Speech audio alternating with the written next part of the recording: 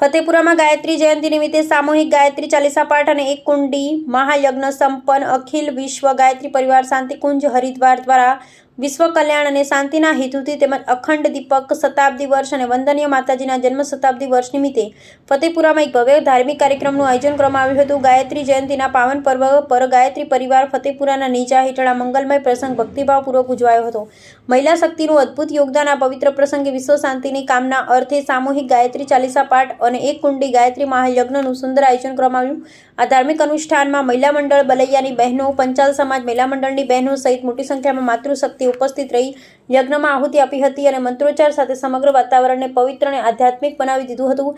શાંતિકુંજ હરિદ્વારના માર્ગદર્શન હેઠળ ચાલી રહેલા અખંડ દીપક શતાબ્દી વર્ષ અને વંદનીય માતાજીના જન્મ શતાબ્દી વર્ષને સમર્પિત આ કાર્યક્રમનો મુખ્ય ઉદ્દેશ્ય સમાજમાં સદવિચારોનો ફેલાવો થાય અને વિશ્વમાં સુખ શાંતિ જળવાઈ રહે તેવા હતો. કાર્યક્રમના અંતે આરતી, પ્રસાદ વિતરણ સાથે આ ધાર્મિક મહોત્સવ સંપન્ન થયો હતો. ફતેપુરા ગાયત્રી પરિવાર અને સ્થાનિક અગ્રણીઓએ આ પ્રસંગને સફળ બનાવવા બદલ તમામ મહિલા મંડળ અને ભક્તોનો આભાર વ્યક્ત કર્યો હતો. રિપોર્ટર જિગ્નેશ પ્રજાપતિ, ફતેપુરા.